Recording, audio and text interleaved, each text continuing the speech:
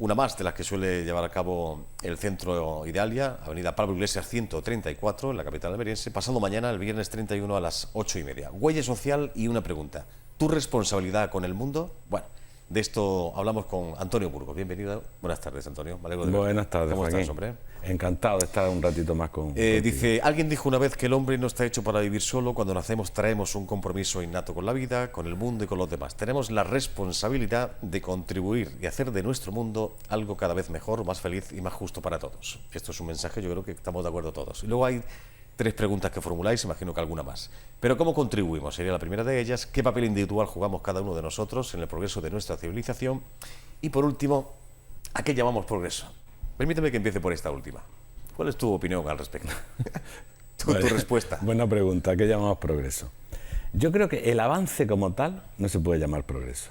Porque tú vas avanzando con el coche en dirección a un muro y dices, voy progresando. No, te vas a estrellar. Sí. Entonces creo que el progreso requiere una cierta inteligencia de saber hacia dónde vas y un criterio ético de si lo que estás buscando es realmente válido o no válido para el ser humano. Entonces tenemos que mirar el progreso en esas características, ¿no? ¿Por qué? ¿Hacia dónde voy? ¿Y cómo me rige ese proceso?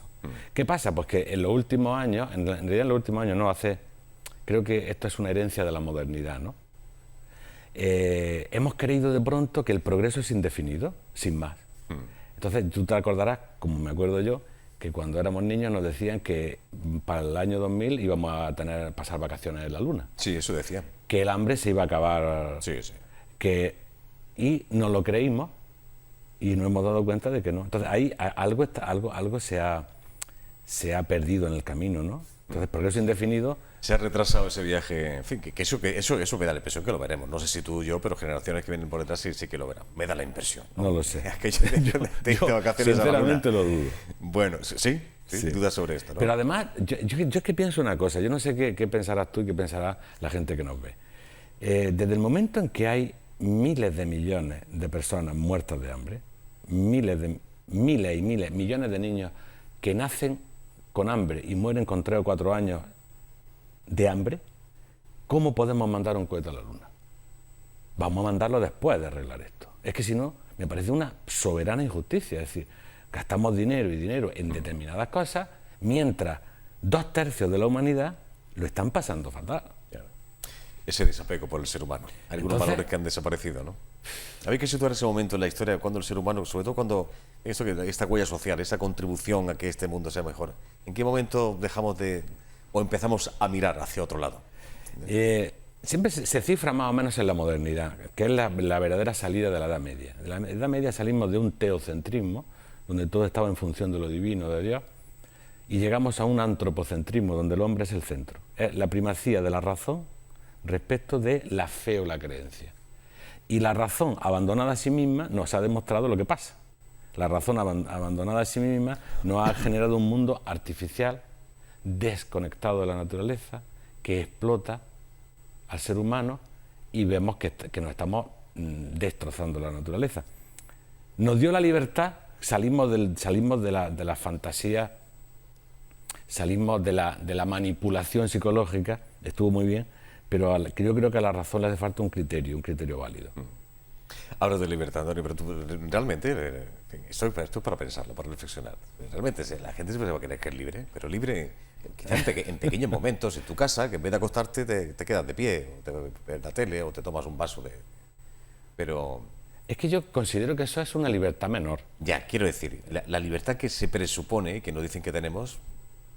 Yo es que no creo en este mundo, Joaquín. Eso es una utopía. Yo creo que este mundo es Platón diría, si Platón lo hemos dicho más de un programa, en su famoso mito de la caverna, de cómo los hombres estaban obligados a mirar a una pantalla y su vida transcurría mirando la pantalla, yo creo que Platón diría que vivimos en una caverna magníficamente montada. Mirando la pantalla. Todos tenemos una zanahoria que nos han puesto delante. Así es. Y vamos cambiando de coche, cambiando de teléfono, cambiando de casa, cambiando de pareja, buscando no sé qué, pero sin vivir los momentos que cada uno tiene donde podría ejercer su libertad. Hay un filósofo que a mí me encanta, lo considero clave, que dice: la libertad ni se da ni se pide, se ejerce.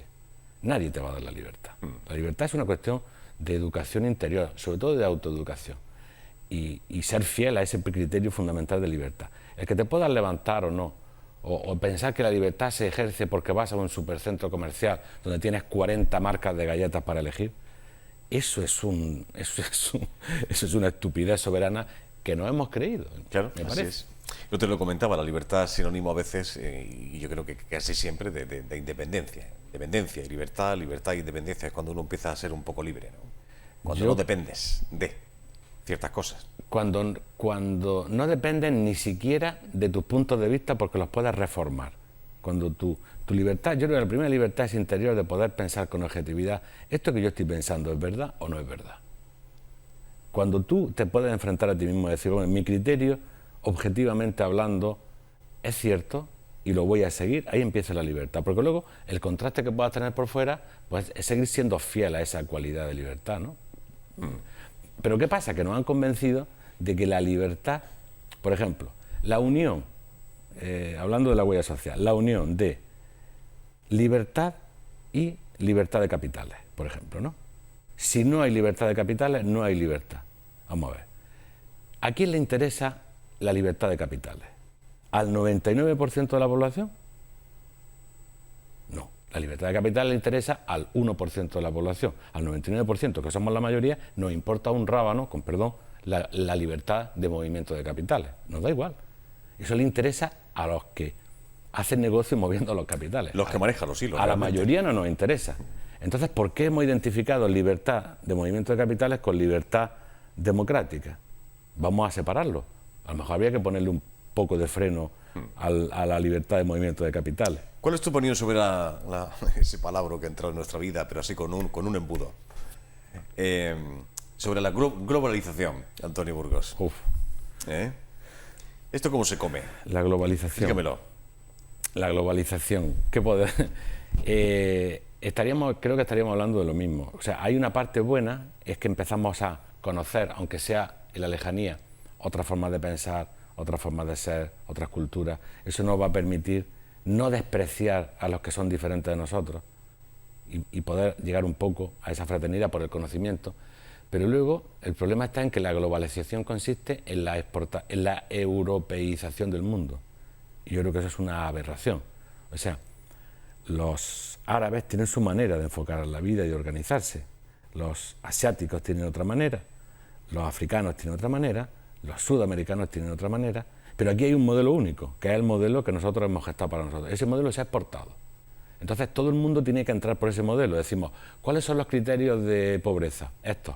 Pero esos son en función de los valores europeos. Son los únicos, son los mejores. Entonces habría que respetar los otros valores y luego poder cohesionarlos también. Estamos hablando de que está esa aldea global, hay un mundo único, ¿de acuerdo? Pero si no respetamos la identidad de cada uno de los grupos humanos y los podemos coordinar, la aldea global va a ser un verdadero desastre. La globalización ya es económica, pero no veo otra. Bueno, esto es un pequeño adelanto, un aperitivo, una conversación, porque no hemos salido un poco del tema, aunque hemos regresado, o quizá no, pues está todo dentro de esta huella social, ¿no? En el fondo sí. De este compromiso con este mundo en el cual vivimos. Pasado mañana a las 8:30, Avenida Pablo Iglesias 134, que es donde está el centro Idealia. Gracias, Antonio. Gracias por la invitación, Joaquín. Hasta la próxima. Hasta la próxima. Arte en Madera es el título de